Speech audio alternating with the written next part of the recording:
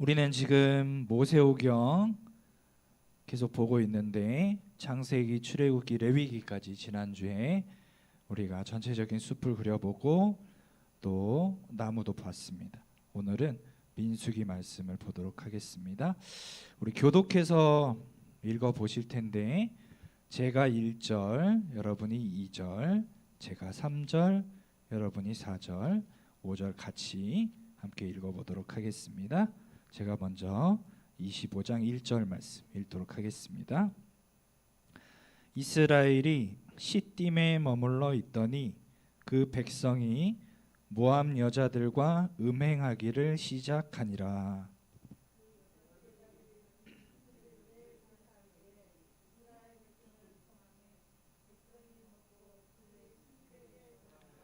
이스라엘이 바알 부올에게 가담한지라 여호와께서 이스라엘에게 진노하시니라.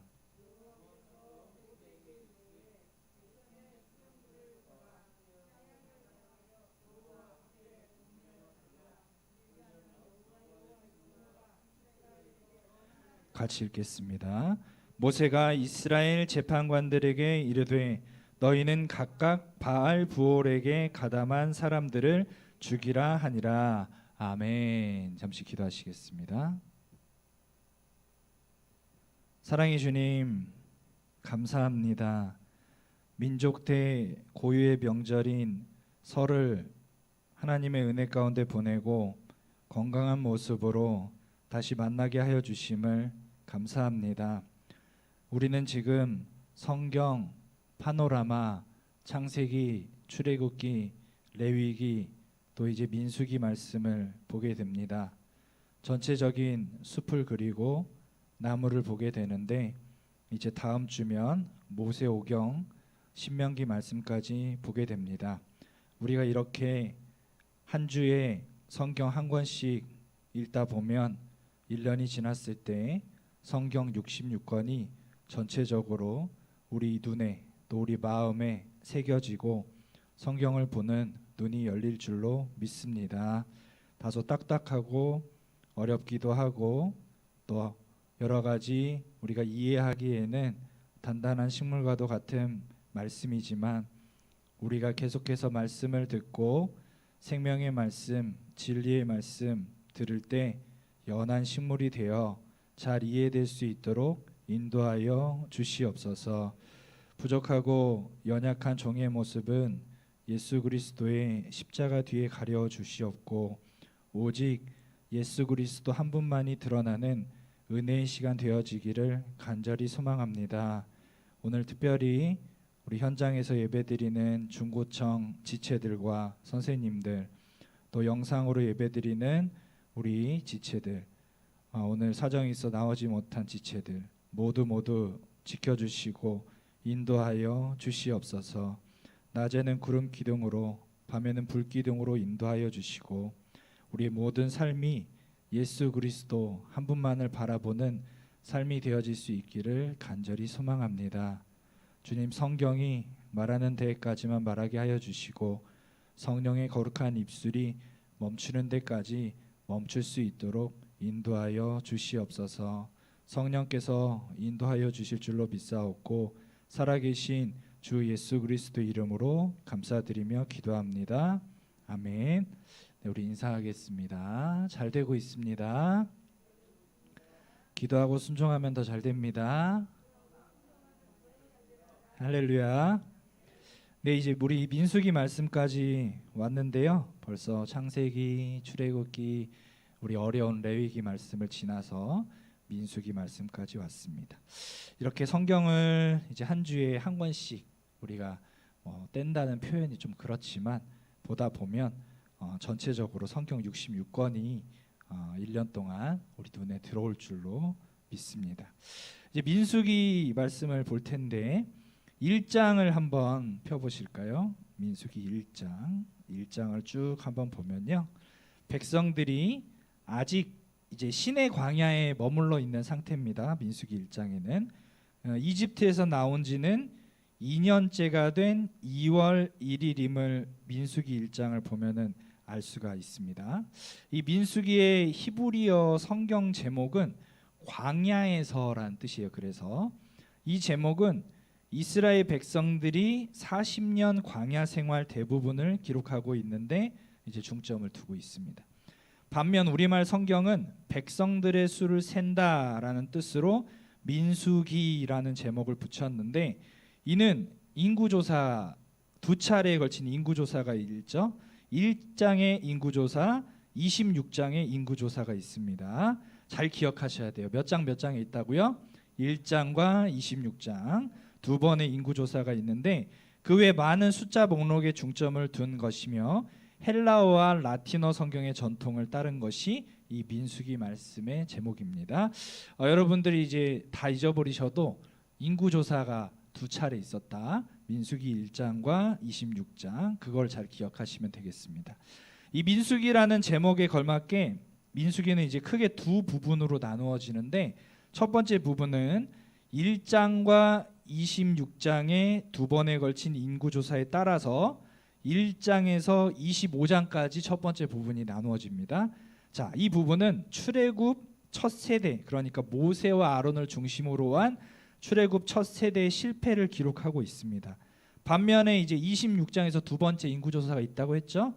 26장에서 36장까지는 출애굽 2세대 여호수아 갈렙을 중심으로 한 출애굽 2세대에게 거는 기대를 보여주며 그들의 긍정적인 모습을 기록하고 있는 것이 민수기 말씀입니다. 새로운 세대를 거느릴 새 지도자의 교체도 이때 일어나는데, 그게 누굴까요? 바로 여호수아, 그렇죠? 여호수아입니다. 그래서 모세 오경이 끝나면 이제 여호수아 말씀으로 넘어가게 되겠죠. 민수기를 기록한 목적을 네 가지 정도로 정리해 볼 수가 있는데, 첫 번째로 순종할 때 어떤 축복을 받느냐라는 것을 알려주고 있습니다. 민수기 1장에서 10장은 인구 조사와 함께 가나안 땅에 들어갈 조직과 진을 배치하고 전쟁 대열로 정렬하는 모든 것이 여호와 하나님의 명령대로 진행된다는 것을 보여주고 있습니다. 출애굽 1세대는 가나안 땅을 점령할 수 있는 모든 조건을 갖추었습니다. 그런데 그들이 가나안 땅에 다 들어갔을까요? 못 들어갔을까요? 들어가지 못했습니다. 그 이유는 이따 설명드릴게요. 그런 잠재력을 가지고 있음에도 불구하고 들어가지 못했습니다. 그들이 하나님께 순종할 때 모든 것은 순조로워 보였지만 결국 들어가지 못했습니다. 자, 두 번째로 민수기는 이스라엘 백성들의 광야 생활을 기록하며 그들이 왜 약속의 땅으로 들어갈 수 없었는지를 보여주고 있습니다. 그 이유는 그들의 끊임없는 불순종, 불평, 불만, 불신, 원망 때문에 그렇습니다. 이스라엘 백성들은 하나님이 주신 만나에 불평했고 아론의 제사장직에 불만을 가졌고 모세의 리더십에 반기를 들었으며 계속적으로 물이 부족하다고 부르짖었고 먹을 것이 없고 힘들다고 그들은 불만을 외쳤습니다. 그들에게는 만족과 감사, 하나님께 대한 신뢰를 찾아볼 수가 없었습니다. 이것만 봐도 이스라엘 백성들이 어떤 자격이 있어서가 아니라 순전히 하나님의 은혜로 구원받았음을 우리는 이 민수기 말씀을 통해서 알 수가 있습니다. 세 번째로 이스라엘 백성들의 끊임없는 언약에 대한 불순종과 우상 숭배, 불신은 축복의 기회를 상실하게 만든다는 것을 이 민수기 말씀은 잘 보여주고 있습니다. 출애굽 1세대는 결국 가나안 땅에 들어가는 특권을 모두 다 빼앗기고 말았습니다. 12명의 정탐꾼 중에 10명의 믿음 없는 보고를 믿은 이스라엘 백성들은 하나님의 진노를 사게 되어 결국 광야에서 다 죽어버립니다. 나중에 모세와 아론도 순간적인 불신으로 가나안 땅에 들어가는 것을 금지당하게 됩니다. 심지어는 모세와 아론도 못 들어갔습니다. 그들의 죄의 결과는 믿는 우리에게 거울이 되게 하기 위하여 이 민수기 말씀이 기록이 되어졌어요. 우리도 이러한 태도를 유지하면 결국 하나님께서 주시려고 예비하신 축복들을 잃어버리게 된다라는 것을 민수기 말씀은 잘 보여주고 있습니다. 자, 이제 마지막으로 네 번째 기록 목적이 있는데요. 전체적인 숲을 그리고 있습니다. 민수기는 하나님의 신실하심과 은혜로우심을 잘 보여주고 있습니다. 하나님은 이스라엘의 반역에도 불구하고 출애굽 2세대인 여호수아 갈렙을 중심으로 한 새로운 세대가 약속의 땅에 들어가도록 허락하심으로 오래전 아브라함과 맺은 땅에 대한 언약을 지켜주고 계십니다. 하나님은 말하는 나귀까지 동원하여 발람 술사에게 경고를 주고 이스라엘 백성을 향한 발람의 3번의 저주를 3번 다 축복으로 바꾸어 주셨습니다.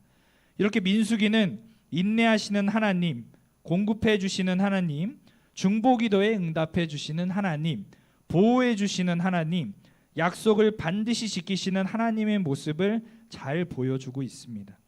이스라엘 백성들은 자격이 없었지만 하나님께서는 여전히 그들의 신실하신 하나님으로 남고 계십니다. 지리적으로 한번 볼까요? 지리적으로만 보면 이스라엘 백성은 시내 광야에 지금 머물러 있다고 말씀드렸죠. 그러다가 바란이란 광야로 이동해 가며 마지막 40년째는 요단 건너편, 특히 여리고 맞은편에 위치한 모압 평지에 이르게 됩니다. 이게 굉장히 오늘 중요한 말씀입니다. 어디에 이르게 된다고요? 모압 평지. 민수기 21장을 보시면 범죄하여 뱀에 물려 죽어가던 이스라엘 백성 중에서 모세가 장대 위에 만들어 단 놋뱀을 믿음으로 쳐다본 자들은 다시 살아난다는 이야기가 나오고 있습니다. 예수님께서는 이 말씀을 인용하시면서 모세가 뱀을 든 것 같이 인자도 본인도 십자가에 달려야 하며 누구든지 인자를 믿는 자는 영생을 얻을 것이다 라고 말씀하고 계십니다.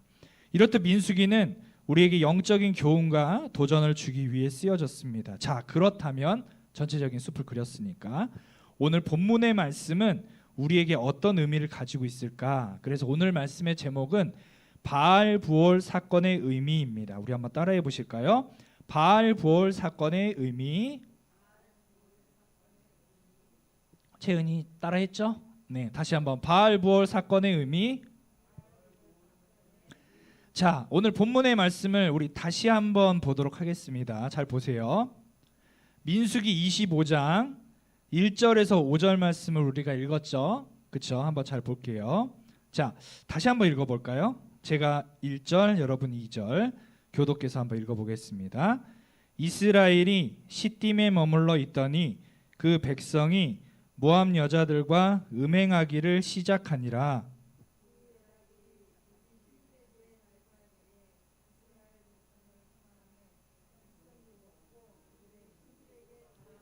이스라엘이 바알 부올에게 가담한지라 여호와께서 이스라엘에게 진노하시니라.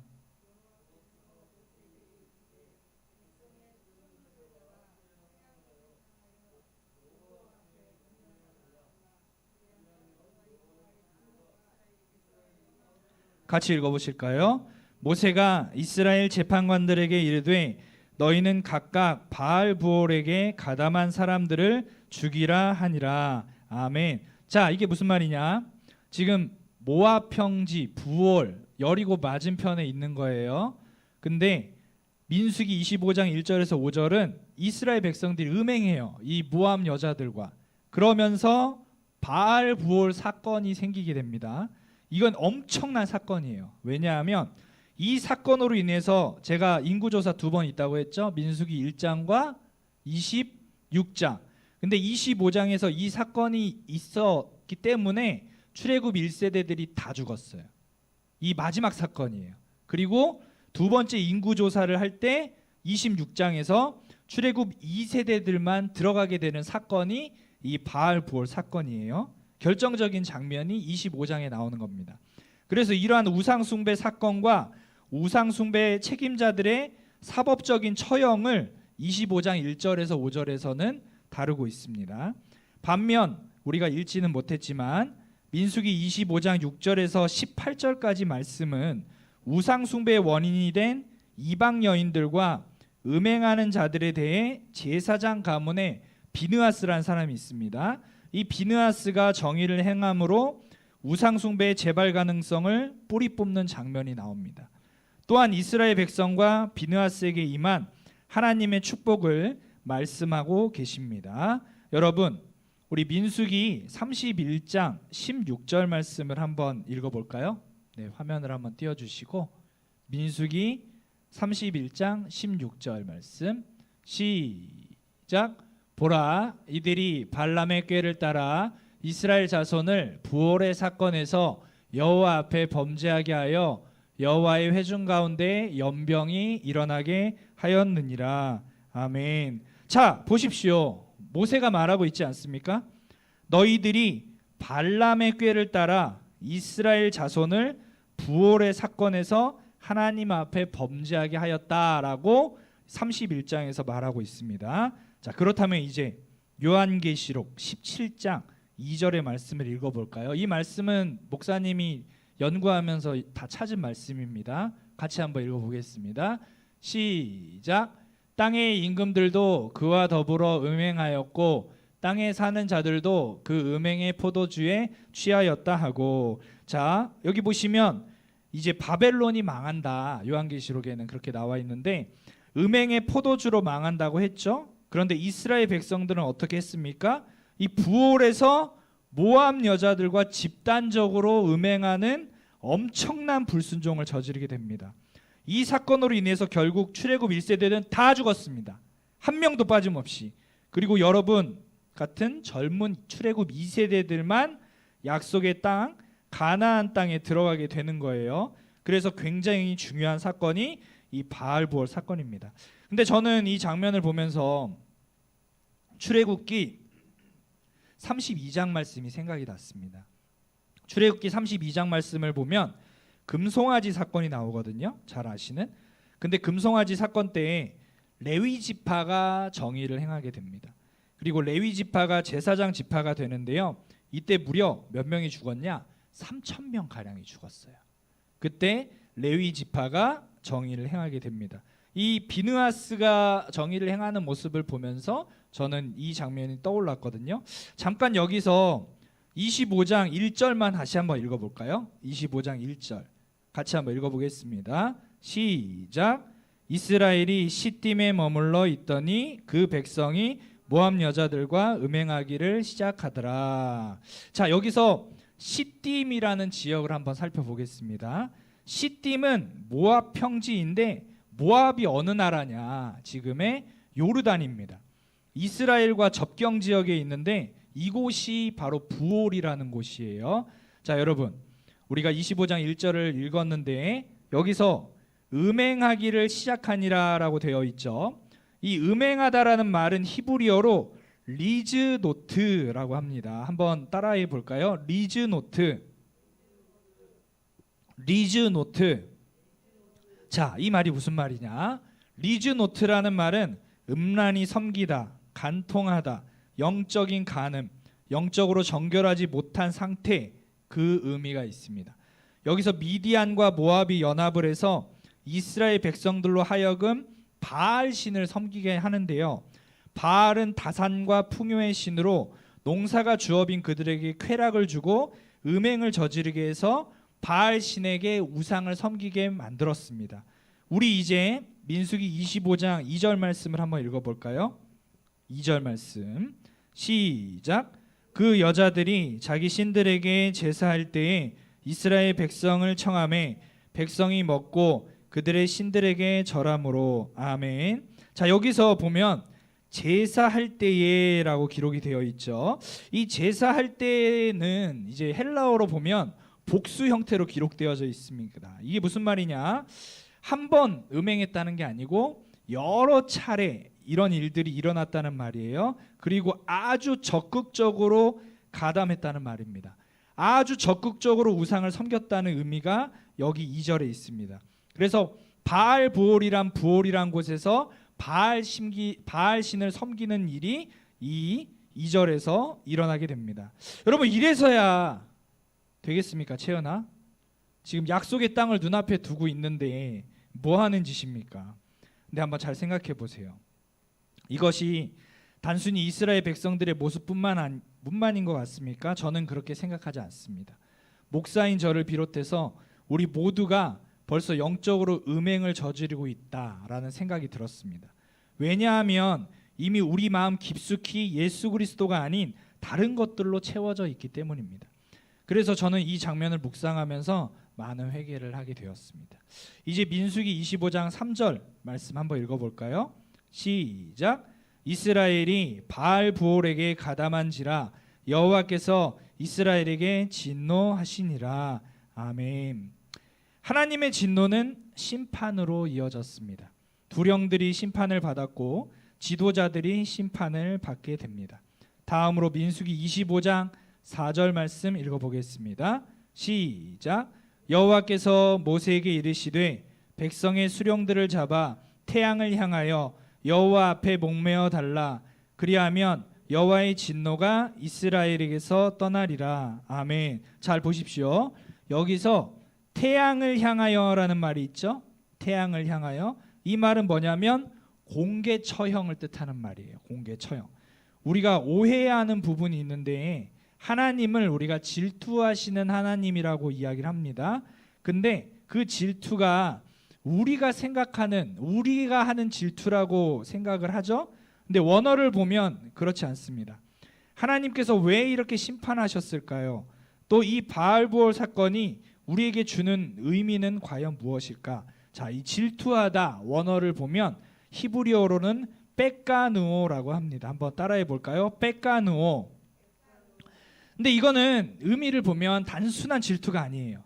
이것은 열심, 열정이라는 의미가 이 원문의 뜻에 더 가깝습니다. 그래서 이스라엘 백성을 하나님의 진정한 백성으로 만들어 가시는 하나님의 온전한 사랑과 열심, 열정을 보여주시는 사건이 이 바알부올의 사건입니다. 자, 이제 끝으로 민수기 25장 5절 말씀 한번 읽어보겠습니다. 시작. 모세가 이스라엘 재판관들에게 이르되 너희는 각각 바알부올에게 가담한 사람들을 죽이라 하니라. 아멘. 그래서 결국 출애굽 1세대는 다 죽습니다.